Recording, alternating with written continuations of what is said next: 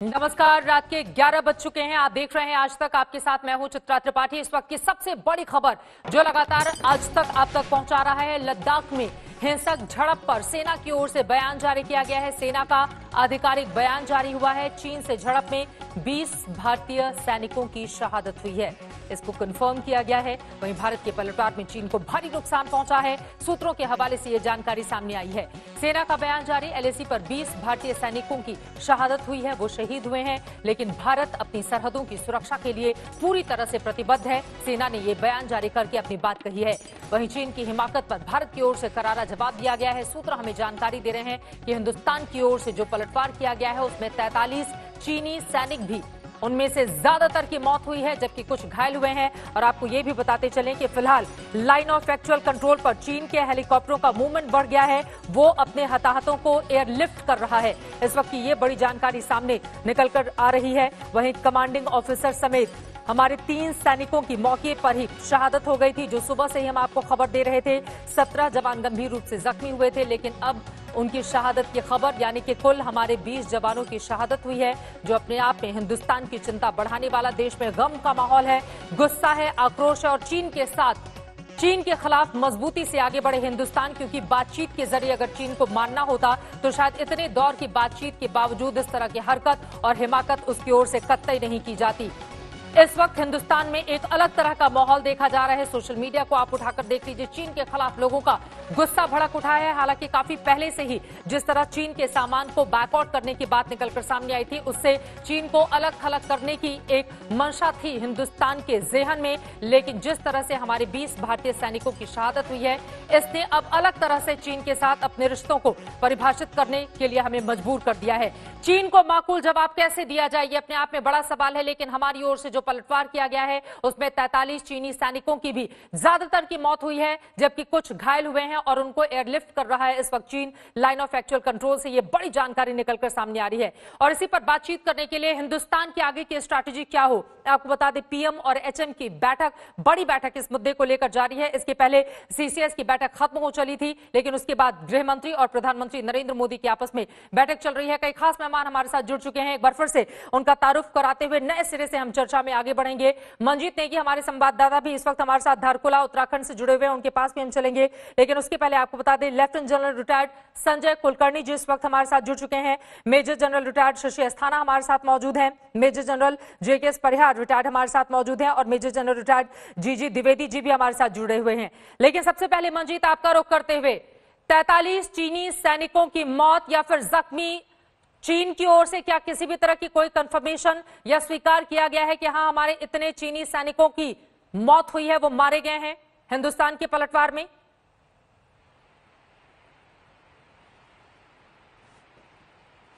देखिए, फिलहाल आधिकारिक तौर पर चित्रा चीन की तरफ से इस बात की कोई जानकारी नहीं है। लेकिन इस बात से इनकार नहीं किया जा सकता कि अगर भारत के 20 जवान शहीद हुए हैं तो चीन को कितना नुकसान हुआ होगा। हालांकि शुरुआत के तौर पर जब कल देर रात ये घटना हुई थी, उसके बाद चीन जरूर हावी हुआ था, लेकिन उसके बाद जब भारतीय सेना ने इसका जवाब दिया तो उनको मुंहतोड़ जवाब मिला। और इसकी उम्मीद जरूर की जा सकती है कि अगर भारत के 20 जवान शहीद हुए तो उसके दुगने नंबर में, चीन के दुगने से या उससे ज्यादा नंबर में चीन के जवान मारे गए होंगे। और यही बात सामने आ रही है कि 45 से ज्यादा चीन के जवान इस घटना में मारे गए हैं, घायल हुए हैं। उनको लेकर चीन ने हेलीकॉप्टर से भी मदद दी है। और अभी भारत ने इस बात को साफ तौर पर, भारतीय सेना की तरफ से जो आधिकारिक बयान है उसमें भी साफ किया है कि अपनी सरहद की निगरानी के लिए भारतीय सेना पूरी तरह से मुस्तैद है। बिल्कुल, भारतीय सेना पूरी तरह से मुस्तैद है। लेकिन लगातार चीन की ओर से जो धोखा दिया जा रहा है, क्योंकि एक तरफ बातचीत की मेज पर आकर वो बातचीत करता है और दूसरी तरफ उसके विदेश मंत्री कहते हैं कि मामले को हम सुलझा लेंगे। वहीं तीसरी तरफ जब हमारी सेना के ऊपर इस तरह से अटैक करके हमारे जवानों की शहादत होती है तो यकीनन हिंदुस्तान का खून खौलता है। ऐसे में क्या होना चाहिए, क्या होनी चाहिए हमारी स्ट्रैटेजी? सबसे पहले मैं आपके पास लेफ्टिनेंट जनरल संजय कुलकर्णी जी आना चाहूंगी। इस वक्त भी बैठक एचएम और पीएम की जारी है, लेकिन हिंदुस्तान की जो सोच है अब यहां से किस नई दिशा में आगे बढ़नी चाहिए? क्योंकि बातचीत के जरिए अगर मामले को सुलझाना होता तो 4 दौर की बातचीत इसी जून में हो चुकी है, लेकिन उसके बावजूद इस तरह की हरकत और हिमाकत चीन की ओर से। मेरे को लगता है कि चीन जो है इतने सालों से बातचीत करता आया है, पर उसके ऊपर कोई अमल नहीं किया। मैं पहले भी कहा, उसके करनी और कहने में अंतर है। इसलिए और जिस तरीके से अब 20 लोगों ने हिंदुस्तान की फौज की जिन्होंने शहादत दी है, इसके बाद जो आक्रोश इस देश में पैदा हुआ है और इस तरह की घटनाएं जब पूरे संसार भर में कल सवेरे तक सबको पता चल जाएगा कि हिंदुस्तान और चीन के बीच जो लड़ाई हुई, कहते हैं गोली नहीं चली तो गोली चले बिना ही 20 ने शहादत हिंदुस्तान से दी और 45 के आसपास चीन के लोग मारे गए। चीन के कितने भी मरे, मुझे उससे कोई लेना देना नहीं, लेकिन अब चीन के ऊपर विश्वास करना, जिसको जो जितने हमारे आस पड़ोस के जो देश हैं वो जो चीन की तरफ देखते हैं, उनकी आर्थिक स्थिति की ओर देखते हैं, उनको लगता है कि उनको वहां से कुछ फायदा मिलेगा, वो सब जागरूक हो जाए कि जो चीन है इस तरह की कार्रवाई कर सकता है और चीन करेगा, इसमें कोई शक नहीं होनी चाहिए। और हम लोगों ने अपने आप को मजबूत बना लेना चाहिए, हमें इसमें कोई शक ही नहीं है, चाहे हमारे साथ कोई खड़ा हो ना हो, हमें खुद खड़ा रहना है, हमने खुद हमारी लड़ाई अपने आप लड़नी है, हमने मजबूत रहना है और चीन को इस बात का एहसास दिलाना है। और चीन अगर अपने 45 जवान खो बैठा है तो चीन को इस बात का एहसास हो गया होगा कि गुत्थम गुत्था में भी उसके आदमी मारे जा सकते हैं, और ये शक नहीं होना चाहिए किसी को। और जब गोली चलेगी तो और भी जाने जाएंगी। मुझे नहीं लगता है, दोनों देश जो है इस बात को शायद समझ गए होंगे कि बातचीत के द्वारा ही हल निकलना पड़ा। लेकिन जब वो एक तरफ बातचीत की टेबल पर बैठे और दूसरी तरफ वो इस तरह की हरकत करे, हमारे जवानों की शहादत हो जाए, तो फिर ऐसे में हम क्या स्ट्रैटेजी होनी चाहिए, मैं आऊंगी इसके ऊपर। लेकिन उसके पहले हमारी सेना की ओर से जो बयान जारी किया गया है, मैं चाहूंगी फुल फ्रेम आप उसको दिखाइए। मैं जल्दी से अपने दर्शकों को जानकारी दे देती हूँ। 15-16 जून 2020 को जहां झड़प हुई थी, वहां से भारत और चीन के सैनिक हट गए हैं। झड़प में गंभीर तौर पर घायल हुए 17 भारतीय सैनिकों की भी मौत हो गई है, जिससे कुल 20 सैनिक शहीद हुए हैं। भारतीय सेना राष्ट्र की अखंडता और संप्रभुता की रक्षा करने के लिए पूरी तरह से प्रतिबद्ध है। यह हिंदुस्तान की सेना की ओर से, हमारी सेना की ओर से यह बयान जारी किया गया है। ग्लोबल टाइम्स की ओर से चीन के सरकारी अखबार में भारत पर निशाना साधा गया है। एलएसी पर भारत की 2 गलतफहमियां हैं। भारत को लगता है कि अमेरिका की वजह से चीन पलटवार नहीं करेगा। ग्लोबल टाइम्स एक तरह का माउथपीस आप कह सकते हैं, सरकारी अखबार, जिसमें यह दावा किया गया है अमेरिका के इंडो पैसिफिक रणनीति में भारत को गलतफहमी है। भारत का इस्तेमाल कर अमेरिका अपने हित साधेगा, ग्लोबल टाइम्स ये लिखता है। कुछ भारतीय मानते हैं कि भारत की सेना चीन की सेना से ताकतवर है। यहां पर अपनी ताकत बताने की भी कोशिश। चीन के प्रति भारत के लोगों की सोच अस्वस्थ और खतरनाक है। ग्लोबल टाइम्स में ये बातें रखी गई हैं, यानी कि एक तरह से चीन की ही इस सोच को आप समझ सकते हैं। इस अखबार के जरिए जो बातें निकलकर सामने आई हैं, भारत को लगता है अमेरिका की वजह से चीन पलटवार नहीं करेगा। ग्लोबल टाइम्स जब ये बातें लिखता है मेजर जनरल शशि अस्थाना, तो इसके क्या मायने निकाले जाए?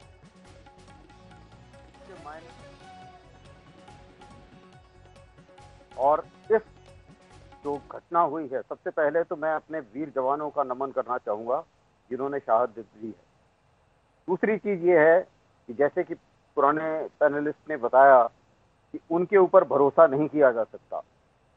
तीसरी बात यह है कि ये जो इंसिडेंट हुआ है, इससे एक चीज बिल्कुल सामने साफ नजर आई है, अगर वो धोखे से भी हम पर वार करते हैं, उन्होंने इस केस में कॉन्फिडेंस बिल्डिंग मेजर का गलत फायदा उठाया है। हथियारों से पता था कि गोली नहीं मारनी है, तो उन्होंने रॉड लेकर आ गए और पत्थर लेकर आ गए। इन चीजों से उन्होंने जो हरकत की है, लेकिन उसके बावजूद भी मुंह की खाई और उसके बावजूद भी उतनी कैजुअलिटी लेकर बैठे हैं। तो उसके बाद में ये साफ जाहिर है कि, और जैसे ये कैजुअलिटी हुई इस एक्शन के बाद, सबसे पहले आप देखिए, एक तो डिसएंगेजमेंट हो गया इमीडिएटली। बिल्कुल। दूसरी बात, ग्लोबल टाइम्स का जो सोशल मीडिया है चीन का, वो साफ साफ एकदम बोलने लगा है कि भारत अपने आप को बहुत कुछ समझ रहा है, भारत ने हरकत की है, भारत एग्रेसिव है। इसका मतलब उनकी बहुत ज्यादा कैजुअलिटी हुई है और अभी उनका दिमाग ठिकाने आ जाना चाहिए।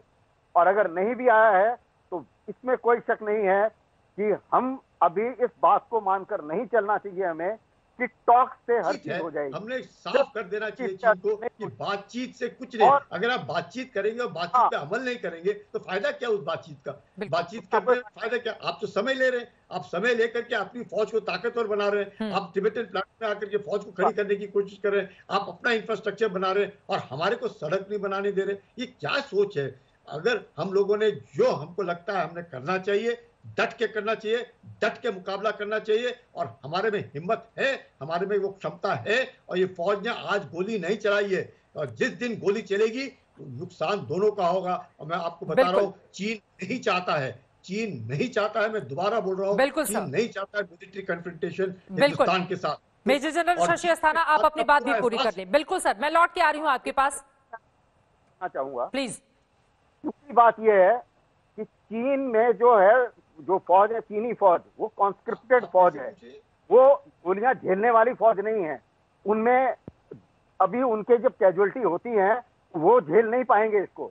हमें हमारी फौज ऑपरेशनली एक्सपीरियंस फौज है, उसकी रेजिलियंस बहुत ज्यादा है।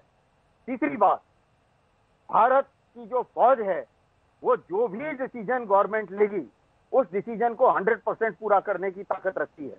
हमें हमारी तरफ से, भारत की फौज की तरफ से गवर्नमेंट को किसी भी तरीके से चीन के प्रेशर में नहीं आना चाहिए। बिल्कुल, हमें चीन का मुंह तोड़ जवाब देना है और चीन को यह रियलाइज हो जाना चाहिए कि भारत से तुम टक्कर नहीं ले सकते। दूसरी बात यह है कि जहां तक कैजुअलिटीज का सवाल है और आगे की रणनीति का सवाल है, अभी हमारे पास बहुत सारी ऑप्शन है। वो जहां पर हमारा perception line of actual control का आपस में मिलता है, ऐसे 23 पॉइंट हैं। अभी वो 3-4 जगह आगे आए हैं। अगर जरूरत पड़ी तो हम उन पॉइंट पर जाने के लिए तैयार हैं जहां पर वो नहीं है, उनका इलाके में जाके हम बैठने के लिए तैयार हैं। वो भी हमारे पास ऑप्शंस हैं। इसी मुताबिक अगर हम अपने एलाइज से और स्ट्रेटेजिक पार्टनर से मिलते हैं, कई और ऑप्शन निकल के सामने आते हैं और उनकी बात भी ना की जाए, हमारे अपने बल पर हम हिमालय के अंदर किसी भी हालत में हिमालय का सर नहीं झुकने देंगे, हिंदुस्तान का सर नहीं झुकने देंगे, इसमें हमें कोई शक नहीं। जो बातें आपने कही हैं, अब जाहिर तौर पर कम से कम ये बताता भी है कि किस तरह से हमारी क्षमताओं में पिछले कई सालों में वृद्धि हुई है। और दूसरी ये भी चीज, एक अलग तरह की भावना इस वक्त हिंदुस्तान के घर घर में आ रही है कि 1962 का बदला लेने का भी एक मौका है, क्योंकि 20 जवानों की हमारी ऐसे शहादत नहीं हो जानी चाहिए, जाया ये नहीं होनी चाहिए। चीन के साथ बदला मांग रहा है हिंदुस्तान, इस तरह की स्थिति नहीं बननी चाहिए। 20 जवानों की शहादत, क्या आपको लगता है, अब मैं सीधे आपके पास आना चाहूंगी मेजर जनरल परिहार, क्या आपको लग रहा है कि सिर्फ तैश में आकर या अचानक से हुई झड़प के बाद 20 हमारे जवानों की शहादत हो गई, या फिर आपको लगता है कि चीन का बकायदा एक बड़ा प्लान था जो काफी दिनों से वो तैयार कर रहा था और मौका मिलते ही उसने इस तरह की हरकत कर दी?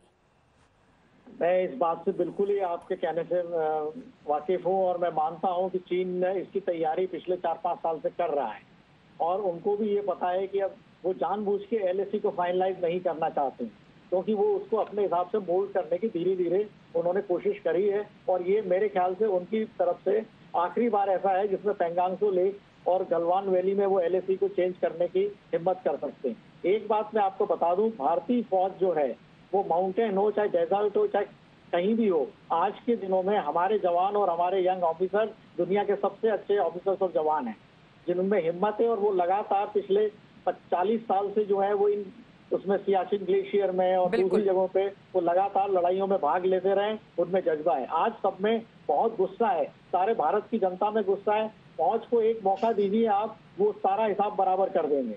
और चीन ने जो ये बना रखा है कि वो ज्यादा सुपर पावर है, आप ये गिनती से मत जाइए कि उनके पास में 20 लाख है, हमारे पास में 14 लाख है। ग्राउंड रियलिटी ये है कि 5 मई के बाद भारतीय सेना ने जिस तेजी से जो है रीडिप्लॉयमेंट किया है, ऑपरेशनल कैपेबिलिटीज अपनी दिखाई है, वो बहुत ही जबरदस्त हैं। और वो आपको मानना चाहिए कि चाइना जो है इसको देखते हुए कोई डायरेक्ट वार की हिम्मत कर नहीं सकेगा। मगर हमें जो है अब समय आ गया है कि बातचीत से कुछ निकाल होने वाला नहीं है। ये बातचीत बहुत लंबी चल रही है और ये एक तरह से, जैसे जनरल अस्थाना ने भी बोला है, मैं भी मानता हूँ कि ये चाइना जो है ये समय निकाल रहा है, वो अपना अंदर ही अंदर तैयारी और ज्यादा कर रहा है। बिल्कुल। तो हमारा काम ये है कि अब उनको एक बिल्कुल ही सख्त जवाब देना है।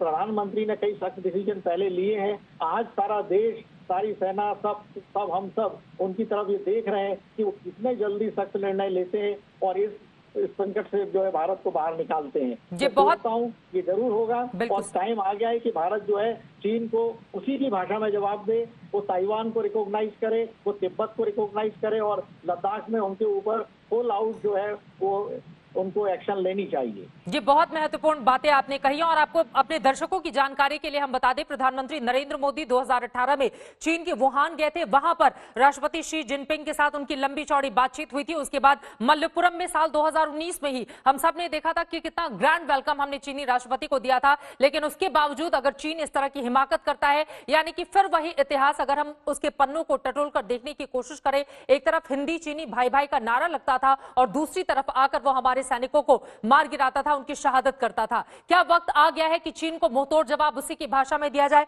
अब इसी सवाल के साथ मेजर जनरल जीजी द्विवेदी, मैं आपके पास आना चाहूंगी। क्या होना चाहिए? सरकार की क्या स्ट्रैटेजी होनी चाहिए? क्या है तैयारी हमारी? चित्रा, जो मैं आपसे बात करूंगा, मैं अपने अनुभव से बात करूंगा, क्योंकि मैं चीन के विरोध कमांडर रह चुका हूं, चाइना में मैं डिफेंस अटैची रह चुका हूं। तो मैं आपको 4-5 बातें चीन की बताना चाहता हूं। इससे पहले मैं जो हमारे जवानों ने शहादत दी है उसको सैल्यूट करता हूं, और जो उनके फैमिलीज है उनके लिए हमारे बहुत ही एक कॉन्डोलेंसेस हैं। और उन्होंने जो शहादत दी है वो हमारी हिंदुस्तान की जो फौज है उसका एक प्रतीक है। अभी चाइना को समझने के लिए हम 70 साल से चाइना को समझे नहीं, और दुनिया भी चाइना को समझ नहीं सकती। चाइना को समझने की 4 चीज़ें बहुत ज़रूरी हैं। सबसे पहले, चाइना एक बहुत चालाक देश है, बिल्कुल। और जो भी ये हरकत करता है उसके पीछे एक बड़ी चाल होती है। दूसरा, चाइना की फौज जो है उनके प्रेसिडेंट यानी कि शी जिनपिंग के नीचे सीधे ही वो कमांडर इन चीफ है, उनके इशारों पर काम करती है। और तीसरी जो है, चाइना ने पिछले 45 साल गोली चलाई, वो उन्होंने पूरा साउथ चाइना सी निगल लिया।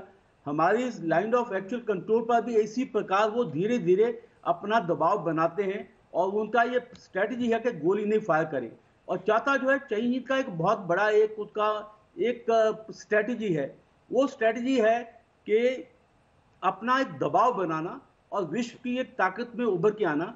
उसको जो हमारे विरुद्ध, एक लद्दाख बहुत अहमियत वाला इलाका है, क्योंकि जो वेस्टर्न हाईवे है काशगढ़ से लासा, ये हमारे इलाके से गुजरा है, यानी कि अक्षय चिन से गुजरा है। और दूसरा, पीओके उनका सी पैक वहां से गुजर रहा है, और साथ ही साथ वहां उन्होंने डैम बनाया, $9 अरब का डैम बनाया। तो जब हमने अपना इंफ्रास्ट्रक्चर बढ़ाना शुरू किया तो चीन को एक शक पड़ गई कि हम शायद अक्षय चिन की तरफ बढ़ सकते हैं या पीओ की तरफ बढ़ सकते हैं, और इसके कारण उसने ये अभी कार्रवाई शुरू की। दूसरी बात, ये जो झड़प हुई है, आप ये देखो कि कितनी चालाकी से उन्होंने ये झड़प की है, क्योंकि हम डी एस्केलेशन कर रहे थे, और हमारे जो कमांडिंग ऑफिसर है अपने जवानों के साथ उनके साथ बातचीत करने गए, और उन्होंने इसका एक मौका उठाया, उन पर वार किया, और ये जब हमने पलट वार किया तो उनकी कैजुअल्टी हुई। अभी आप बात कर रहे थे सियाचिन की, मैं खुद सियाचिन में बटालियन कमांडर रह चुका हूं। मैं माउंटेन वॉरफेयर में अपनी डिवीजन कमांड की है। हमारा माउंटेन वॉरफेयर के अंदर कोई भी दुनिया की फौज मुकाबला नहीं कर सकती, क्योंकि हमें बड़ा अनुभव है इसमें। और चीन की जो फौज है, मैं उनको बहुत नजदीक से देखा है। चीन की फौज में चाहे हथियार उनके पास होंगे पर उनके पास अनुभव नहीं है। तो इसलिए ये जो झड़प हुई है उनको मुंह की खानी पड़ी है। और मैं यहाँ एक अपने को कॉशन देता हूँ कि ये आखिरी झड़प नहीं है, और भी झड़पें होंगी, क्योंकि चीन जो है उसकी लंबी चाल है, और उसकी चाल जो है कि भारत को दबाना और अपनी जो लाइन ऑफ एक्चुअल कंट्रोल है उसको मजबूत करना। तो मैं इसको यही समझूंगा कि ये आखिरी ये झड़प नहीं है, झड़पें होंगी। और हम और चीन, हम दोनों एक समय कॉम्पिटिटर हैं, हम एडवर्सरी हैं, हम कभी भी दोस्त नहीं बन सकते हैं। चीन पर कभी विश्वास मत करो, चीन बोलता कुछ है करता कुछ है, इसलिए हमें सतर्क रहना है। फौज को अपनी तैयारी पूरी रखनी है, बातचीत चलती रहेगी। जब मैं डिफेंस अटैची था 2000 में बातचीत चल रही थी, 20 साल कोई बातचीत आगे नहीं बढ़ी है, और अगले 20 साल भी ये बातचीत आगे नहीं बढ़ेगी। पर हमें फौज को तैयार रहना है और मुकाबला करना है, और अगर चीन अंदर आया है तो हमें भी चीन के अंदर जाना है। बहुत महत्वपूर्ण बातें आपने कही हैं। 60 साल से ज्यादा का वक्त यानी कि 6 दशक गुजर चुके हैं। सीमा विवाद एक तरफ है, लेकिन दूसरी तरफ बार बार वो एक मेज पर आकर बातचीत की वकालत करता है, और वहीं दूसरी तरफ लगातार हमारे सैनिकों के पीछे पड़ा रहता है। और आज तो उसने इंतहा कर दी है। साहब ने सियाचिन का जिक्र किया, मैं भी सियाचिन गई थी सेना पर रिपोर्टिंग करने के लिए, और वहां पर हमारे सैनिकों की जिस तरह की मुस्तैदी, जिस तरह की तैनाती और ट्रेनिंग है, वो अपने आप में अभूतपूर्व है। कुल मिलाकर हिंदुस्तान पूरी तरह से तैयार है चीन को माकूल जवाब देने के लिए, और यकीनन भारत सरकार की ओर से भी ऐसे ही कदम उठाए जाएंगे। लेकिन अब मैं आ जाती हूं लेफ्टिनेंट जनरल संजय कुलकर्णी आपके पास। दरअसल कहा यह भी जा रहा है कि भारत सरकार की ओर से जो निर्णय लिया गया लद्दाख को केंद्र शासित प्रदेश बनाने का, उसके बाद पाकिस्तान के कब्जे वाले गिलगिट बाल्टिस्तान और चीन के कब्जे वाले अक्साई चिन पर नए सिरे से जो हमारा दावा ठोकने की बातें लगातार निकलकर सामने आ रही हैं, उससे भी चीन बौखलाया रहा। और वहीं दूसरी तरफ कोविड-19 के कारण बहुत सारे ऐसे बड़ी बड़ी कंपनीज रही जो चीन से अपने मार्केट को हटाकर कहीं और ले जाना चाहती हैं, और भारत उनके लिए एक बेहतर जगह है। क्या यह भी हो सकता है इसके पीछे कि चीन इस तरह की स्थिति हिंदुस्तान में पैदा करना चाहता है, और आज हमारे 20 जवानों की शहादत हुई? ये जो चीन है उसकी जो मंशाएं हैं वो बहुत हैं। मैं कहूँगा कि जैसे आपने बिल्कुल ठीक कहा कि कोविड-19 के बाद जो इस तरीके से चीन पूरे संसार भर में अपना नाम गंवा बैठा है, उससे उसे शक होने लगा है कि अब मैं करूं तो क्या करूं। और यही एक कारण है कि मैं कहूँगा कि चीन बौखला गया है। चीन को इस बात का डर लगने लगा है कि जब नेतृत्व हिंदुस्तान के पास WHO में है तो कहीं चीन ऐसे ना हो जाए, उसकी पोल खुल जाए और एक मुजरिम के तौर पर चीन को देखने लगे। और वो जब बात जब पूरे संसार भर सब पूरे विश्व में इस बात को कोई मानने को सब राजी है कि चीन जो है उस महामारी का एक केंद्र बिंदु है। चीन चाहे कितना भी कहे नहीं नहीं हमको तो हमारी बेइज्जती की जा रही है, ये है वो, ऐसे कुछ नहीं है। चीन ही केंद्र बिंदु है। इस बात का चीन को मालूम है और चीन इसको छुपाने की कोशिश कर रहा है और हिंदुस्तान में दबाव डालने की कोशिश कर रहा है कि किसी ना किसी तरीके से भारत जो है चीन को मुजरिम ना ठहराए। दूसरी बात जो आपने कही POK और लद्दाख को एक सेपरेट यूनियन टेरिटरी दिखाने के बाद इससे क्या फर्क पड़ा है? कुछ फर्क नहीं पड़ा है। आप बताइए क्या फर्क पड़ गया? जम्मू कश्मीर था, जम्मू कश्मीर को दो सेंट्रल अपने यूनियन टेरिटरीज बन गए। अगर 2 यूनियन टेरिटरीज बन गए, अक्साई चिन जिसपे ये हाईवे नंबर 219 जो 10,000 किलोमीटर का जो हाईवे है जो चीन ने 1951 में शुरुआत की, 1957 तक उसको खत्म किया। और आपको आश्चर्य होगा उसके उद्घाटन के लिए हमारे जो उस वक्त के एम्बेसडर थे मिस्टर पानीकर चीन के अंदर, उनको बुलाया गया कि आप भी आइए। उन्होंने कहा कहाँ? बोले नहीं हमारा अक्साई चीन में हाईवे। तब तक और 1959 में पहली बार चीन ने हॉट स्प्रिंग के ऊपर 10 CRPF के जवानों को मारा था। 10 1959 में, 1962 में लड़ाई हुई, 1959 में CRPF के जवानों को मारा। ये महत्वपूर्ण बातें आप कह रहे हैं। नमस्कार, आप देख रहे हैं आज तक, आपके साथ मैं हूं चित्रा त्रिपाठी। देश की आन बान और शान के लिए अपनी जान की आहुति देने वाले उन सर्वोच्च बलिदानियों को याद करते हुए इस बुलेटिन की शुरुआत हम करेंगे जिन्होंने आज LAC पर अपनी शहादत दी है। हमारे 20 जवान शहीद हो गए हैं। LAC पर चीन के साथ तनातनी और जवानों की धक्का मुक्की तो बरसों से जारी है, लेकिन सोमवार रात लद्दाख में सरहद के नजदीक जो कुछ हुआ वो बीते 45 बरस में नहीं हुआ था। सरहद पर तैनाती को लेकर जारी तनाव खूनी झड़प में तब्दील हो गया और चीन ने धोखे से हमारे 20 भारतीय जवानों की जान ले ली। लेकिन भारतीय जवानों ने इसका 2 गुना बदला ले लिया है।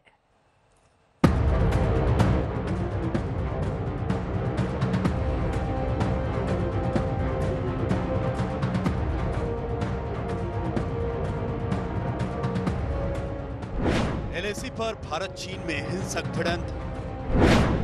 चीन ने भारतीय जवानों पर धोखे से वार किया। झड़प में भारत के 20 जवान शहीद। चीन के धोखे पर भारत का करारा पलटवार। जवाबी कार्रवाई में चीन से 2 गुना बदला। लद्दाख में लाइन ऑफ एक्चुअल कंट्रोल यानी चीन से लगी सरहद करीब 1.5 महीने से सुलग रही थी, लेकिन सोमवार देर रात जो हुआ उसका अंदाजा शायद किसी को नहीं था। हालांकि झड़प के दौरान दोनों तरफ से गोलियां नहीं चली, लेकिन चीनी फौजियों ने गलवान घाटी में धोखे से 20 भारतीय जवानों की जान ले ली। भारत ने इसका 2 गुना बदला भी जल्द ले लिया। भारतीय फौज के पलटवार में चीन के करीब 43 फौजियों के मारे जाने और घायल होने की खबर है। भारतीय सेना के 3 सैनिक जिनमें से एक ऑफिसर भी शामिल है कल रात को चाइनीज ट्रूप्स के साथ क्लैशेस में अपनी जान गंवा बैठे हैं। बताया जा रहा है कि इस वक्त दोनों तरफ से टेंशन्स इन लद्दाख के इन ईस्टर्न सेक्टर में सबसे ज़्यादा है। पिछले कई दशकों में सबसे ज़्यादा इस वक्त जो है टेंशन देखा जा रहा है। एलएसी पर लंबे अरसे बाद ऐसे हालात बने हैं, लेकिन इस बार भी चीन ने जो किया वो धोखेबाजी की बदौलत ही किया। सोमवार की रात कर्नल संतोष बाबू चीनी खेमे में गए थे। दोनों पक्षों के बीच पीछे हटने पर बात तय थी, लेकिन चीनी फौज समझौते पर अमल नहीं कर रही थी। कर्नल संतोष बाबू की बातचीत के दौरान चीनी सैनिक उग्र हो गए। चीनी फौज ने भारतीय टीम पर रॉड और पत्थरों से हमला कर दिया। मौके पर चीनी फौजियों की तादाद भारतीय जवानों से 3 गुना थी। झड़प शुरू होने के बाद भारतीय सैनिकों की दूसरी टीम मौके पर पहुंची। जवाबी कार्रवाई में चीनी फौज के 43 सैनिक मारे गए या घायल हुए। दरबुक से निकलकर दौलत बेग ओल्डी जाने वाली ये सड़क, जिसको DSDBO रोड कहते हैं, 323 किलोमीटर लंबी ये सड़क है। ये श्योक नदी के किनारे किनारे बनाई गई है और एक तरीके से लाइन ऑफ एक्चुअल कंट्रोल के काफी हद तक पैरेलल जाती है। इस सड़क की बहुत स्ट्रेटेजिक अहमियत है, क्योंकि जब से ये सड़क बनी, पिछले साल इसका उद्घाटन किया गया, तब से भारतीय सेना के पास ये साधन है कि वो बहुत तेजी से जो अपने हथियार हैं, जो अपने सेनानी हैं, उनको दौलत बेग ओल्डी तक पहुंचा पाएं, जिसको कि सब सेक्टर नॉर्थ कहा जाता है, जो कि काराकोरम जो पास है उसके बेहद नजदीक है। यहाँ से निकलती है गलवान नदी और गलवान नदी आके मिलती है श्योक नदी से। यहाँ पर उनका संगम होता है और उसी के बेहद नजदीक है पेट्रोल पॉइंट 14, जहाँ पर यह विवाद हुआ है, जहाँ पर यह मुठभेड़ हुई है। इधर दिल्ली में रक्षा मंत्री राजनाथ सिंह ने पूर्वी लद्दाख में मौजूद हालात की समीक्षा के लिए CDS बिपिन रावत और तीनों सेनाओं के प्रमुखों के साथ बैठक की। बैठक में विदेश मंत्री एस जयशंकर भी मौजूद थे। इस बैठक के बाद PM आवास पर भी एक उच्च स्तरीय बैठक हुई, जिसमें गृह मंत्री अमित शाह और विदेश मंत्री एस जयशंकर के साथ PM ने हालात पर चर्चा की। लद्दाख में खूनी झड़प से बिगड़े हालात को देखते हुए army chief general MM Naravane ने अपना पठानकोट दौरा रद्द कर दिया। दूसरी तरफ चीन की पहल पर तनाव कम करने के लिए आज सुबह से ही दोनों पक्षों के बीच बातचीत चल रही है। चीन ने भारत से संयम बरतने और एक तरफा कार्रवाई न करने की अपील की है, लेकिन भारत ने साफ कर दिया है कि हमारे सैनिकों ने LAC पार नहीं की। दिल्ली में अभिषेक भल्ला के साथ शुजाउल हक, सोनमर्ग, आज तक। 20 जवानों की शहादत, उनका सदा ऋणी रहेगा हिंदुस्तान, लेकिन उनकी शहादत जाया नहीं होनी चाहिए। फिलहाल आपको बता दें, आज सुबह से लेकर अब तक का घटनाक्रम क्या रहा है, उसके बारे में आपको जानकारी देते हैं। दोपहर 1:30 बजे रक्षा मंत्री के साथ CDS बिपिन रावत की महत्वपूर्ण बैठक हुई। दोपहर 3:30 बजे PM मोदी से रक्षा मंत्री की वीडियो कॉन्फ्रेंसिंग से बातचीत हुई। उन्होंने हालात का जायजा लिया, ज्यादा जानकारी ली। 5:40 पर रक्षा मंत्री राजनाथ सिंह के घर पहुंचे सेनाध्यक्ष नरवणे। शाम 6 बजे रक्षा मंत्री राजनाथ सिंह के घर पहुंचे CDS बिपिन रावत और उसके बाद मीटिंग का एक लंबा दौर शुरू हुआ। 6:10 पर राजनाथ सिंह के निवास पर विदेश मंत्री एस जयशंकर पहुंचे, उनकी भी मौजूदगी रही। 6:30 बजे रक्षा मंत्री राजनाथ सिंह के घर पर यह बैठक खत्म हुई, आपस में सभी की बातचीत हुई। 7:05 पर राजनाथ सिंह ने प्रधानमंत्री नरेंद्र मोदी से फोन पर बातचीत की और साथ ही उन्हें हालात के बारे में अवगत कराया। 7:10 पर PM मोदी से मिलने के लिए विदेश मंत्री एस जयशंकर पहुंचे। 7:27 पर शाम को PM मोदी और विदेश मंत्री एस जयशंकर की बैठक खत्म हुई। रात 10:25 पर PM मोदी के घर CCS की जो बैठक चल रही थी वो बैठक खत्म हुई और उसके बाद PM मोदी और अमित शाह की अलग से बैठक शुरू हुई और इस बैठक के जरिए आगे की रणनीति, स्ट्रैटेजी क्या होनी चाहिए हिंदुस्तान को, इसको लेकर ये तय किया गया कि आगे हिंदुस्तान किस तरह से अपने कदम बढ़ाए। इन सब के बीच LAC की घटना पर भारतीय सेना की ओर से बयान सामने आया है। उनकी ओर से कहा गया है 15-16 जून 2020 को जहां झड़प हुई थी वहां से भारत और चीन के सैनिक हट गए हैं। झड़प में गंभीर तौर पर घायल हुए 17 भारतीय सैनिकों की भी शहादत हो गई है, जिससे कुल 20 सैनिक शहीद हुए हैं।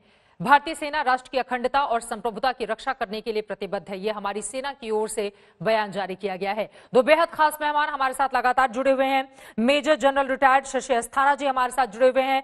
Major general JKS Parihar retired हमारे साथ जुड़े हुए हैं, जिनके साथ लगातार बातचीत को हम आगे बढ़ा रहे हैं। Lieutenant general retired Sanjay Kulkarni भी हमारे साथ मौजूद हैं और साथ ही मेजर जनरल रिटायर्ड जीजी द्विवेदी जी भी हमारे साथ जुड़े हुए हैं। लेकिन सबसे पहले शशि अस्थाना जी, आपका रुख करते हुए, सेना की ओर से बयान तो सामने आ गया है और सेना ने स्पष्ट कर दिया है कि हिंदुस्तान की भारतीय सेना राष्ट्र की अखंडता और संप्रभुता की रक्षा करने के लिए पूरी तरह से प्रतिबद्ध है। लेकिन ये जो 20 जवानों की शहादत हुई है, अब यहां से आगे क्या? आगे हर किस्म पर हर तरीके से कार्रवाई करनी पड़ेगी। जहां तक सेना का सवाल है, मैंने पहले भी बताया कि सेना हर किस्म की ऑप्शन के लिए तैयार है। अगर ऑफेंसिव ऑप्शन करना है उसके लिए भी तैयार है, अगर हमें डिफेंसिव ऑप्शन करना है, और डिफेंसिव तो अभी प्योर डिफेंसिव तो नहीं हो सकता, प्रोएक्टिव हमें रहना पड़ेगा और प्रोएक्टिव में हमें कुछ मूवमेंट करने पड़ेंगे ताकि संदेश सही तरीके से जा सके। इसके अलावा अभी कई चीजें और करनी पड़ेगी। मिसाल के तौर पे सबसे पहले इंटरनेशनल ओपिनियन बनाने की जहां तक बात है वो भी हमें करना पड़ेगा। स्ट्रेटेजिक मैसेजिंग जैसे चाइना करता है, वो ये सामरिक जो संदेश दिए जाते हैं, सामरिक संदेश में चाहे हम ताइवान की बात करें, चाहे हम शिनजियांग की बात करें, उइगुर की बात करें, हांगकांग की बात करें, साउथ चाइना सी की बात करें, उसके भी हमें संदेश देने पड़ेंगे। बिल्कुल। उसके बाद और भी संदेश दिए जा सकते हैं, जैसे कि क्वाड में अभी तक या हमारी नेवी वहां तक नहीं पहुंची थी साउथ चाइना सी में, उस किस्म से कुछ संदेश दिए जा सकते हैं। कोई ज्वाइंट एक्सरसाइज एक नई अनाउंस की जा सकती है, तो ये भी एक स्ट्रेटेजिक मैसेजिंग संदेश दिया जा सकता है। आप याद करें, इस चीज में बिल्कुल बताना चाहूंगा आपके दर्शकों को, अक्सर ये माना जाता है और हमेशा जब भी चीन और भारत की सेनाओं के आपस में कंपैरिजन होता है, लोग फिगर्स निकाल के शुरू कर देते हैं, उनके इतने टैंक, उनकी इतने एयरक्राफ्ट, उसकी इतनी आधुनिक हथियार वगैरह वगैरह, और हमारे इतने हैं। तो उसमें ये लगता है कि नहीं, शायद चीन की सेना बहुत ज्यादा वो बिल्कुल आगे। लेकिन अब जो हिमालय है, उसका जो ज्योग्राफी है और जो टेरेन फ्रिक्शन है, उसमें चाहे आपके पास कितनी भी सेना हो, लेकिन एक ऑप्टिमम लेवल है, एक सही लेवल है, उससे ज्यादा आप अप्लाई नहीं कर सकते, क्योंकि जो दर्रे हैं वो इतने नजदीक है, इतने कम हैं, और जो पहाड़ियां हैं वो इस किस्म की हैं कि एक लेवल की सेना अप्लाई की जा सकती है और उतनी ही सेना हम लोग भी अप्लाई कर सकते हैं। दूसरी बात, उनके टैंकों वगैरह का वहां पर कोई मतलब नहीं। तीसरी बात यह है कि चीन ने अपनी जो एडवेंचरिज्म जिसे बोलना चाहिए, एग्रेसिव तरीका जो है अपना के, उन्होंने कई फ्रंट खोल दिए हैं। अब चीन के जो जहां पर इन्होंने टापू बनाए थे, वहां पर भी अमेरिकी बेड़े चारों तरफ घूम रहे हैं, वहां से तो ये सेना उठा नहीं सकते। जब गिनती होती है तो सारी सेना की गिनती होती है, तो वो सेना की गिनती नहीं होती, इसलिए 2/3 सेना तो ये उठा ही नहीं सकते। तो हमारे सामने जो सेना आएगी उसमें हम बराबर हैं, और हम जो जब बराबर की स्थिति आती है तो उनकी जो ट्रेनिंग है और ऑपरेशनल एक्सपीरियंस है, उसमें हमारा काफी हद तक हम लोग काफी आगे हैं। तो उस मामले में हम लोगों को हमारी नई जनरेशन के ऊपर पूरा भरोसा है कि वो देश के लिए हर कुछ करके दिखा सकती है और चीन को सबक सिखा। पूर्व प्रधानमंत्री अटल बिहारी वाजपेयी की ओर से हालांकि पाकिस्तान के संदर्भ में ये लाइनें कही गई थी कि हम मित्रता तो अपनी पसंद से कर सकते हैं, लेकिन पड़ोसी का चुनाव हम नहीं कर सकते, इसीलिए पड़ोसी से हमें बेहतर संबंध बनाकर रखने चाहिए। लेकिन अगर पड़ोसी चीन जैसा हो तो फिर क्या होना चाहिए? इसी बात को लेकर चर्चा में नए सिरे से मैं आगे बढ़ूंगी। मेजर जनरल JKS परिहार, आपका रुख करते हुए, चीन ने एक बार फिर से हमें धोखा दिया है। अब सवाल यह है कि उसकी चाल और चालबाजी को नाकाम करने के लिए हिंदुस्तान कैसे आगे बढ़े? चीन ने धोखा दिया है, ये तो चीन की फितरती है। हमने धोखा खाते हैं कि हम उनको कभी अच्छा समझ लेते हैं। बिल्कुल। 62 की लड़ाई में भी लद्दाख में भारतीय सेनाओं ने बराबरी की टक्कर दी है, जबकि संख्या कम थी, जज्बा ज्यादा था और बहुत अच्छा उनका वहां पर प्रदर्शन रहा है। आप ये मत मानिए कि 62 में लद्दाख में भारतीय सेना हारी है, बिल्कुल नहीं। 65, 65, 71, 99 हर वक्त भारतीय सेनाओं ने देश का मस्तक ऊंचा रखा है। अगर हम हारे हैं तो पॉलिटिकल विल में कमजोरी से या डायलॉग टेबल पे हारे हुए हैं। अब ये गलती दोबारा नहीं दोहराई जानी चाहिए। यही एक संदेश है जो प्रधानमंत्री को समझ लेना चाहिए कि शिपिंग के साथ में कितने ही अच्छे बातें कर लें, कुछ भी कर लें, वो नहीं बदलने वाले हैं। उनके आंतरिक खतरे जितने बढ़ते जा रहे हैं उनके ऊपर, वो भारत के ऊपर हमेशा दबाव बनाएंगे। LAC बदलने की उन्होंने कोशिश की है, वो इसको इतनी आसानी से छोड़ेंगे नहीं। हमें हर हालत में, जनरल अस्थाना बोले जैसे, प्रोएक्टिव अब हमारा ऑफेंसिव डिफेंस वाला नहीं, हमें एग्रेसिव बिल्कुल अटैक वाली इस पोजीशन में जाने की जरूरत आती जा रही है। जब तक चीन को उनकी भाषा में आप जवाब नहीं देंगे, वो नहीं सुनेंगे और वो नहीं सुधरेंगे। समय आ गया है, प्रधानमंत्री को आज मुझे लगता है वो डिसीजन ले ही लेंगे, जिस तरह से आज दिन भर की गतिविधियां चली है। और उम्मीद करता हूं कि जो गलतियां हमने पिछले 50 साल 60 साल पहले की वो अब नहीं दोहराई जाएंगी। चीन को उसी की भाषा में जवाब होगा और चीन को मानना पड़ेगा कि भारत से उसने जो सामना करने की कोशिश की, उसको दबाने की कोशिश करी, वो कितनी बड़ी उसकी भूल थी। सर, ये सबसे अहम बात आपकी ओर से की गई है और इसी वजह से बार बार कहा जा रहा है कि हमारे 20 जवानों की शहादत तो हो गई। हिंदुस्तान को नाज भी है, गर्व भी है, फख्र भी है अपने इन जवानों पर जिन्होंने हिंदुस्तान की हिफाजत के लिए अपनी शहादत दी है। लेकिन ये शहादत जाया नहीं जाए, क्योंककि 53 सालों के बाद ऐसी स्थिति भारत और चीन की सीमा पर बनी है। इसी वजह से हिंदुस्तान को कड़े कदम उठाना ही होगा और चीन को यह समझाना होगा कि 1962 वाला भारत समझने की भूल वो कतई ना करे।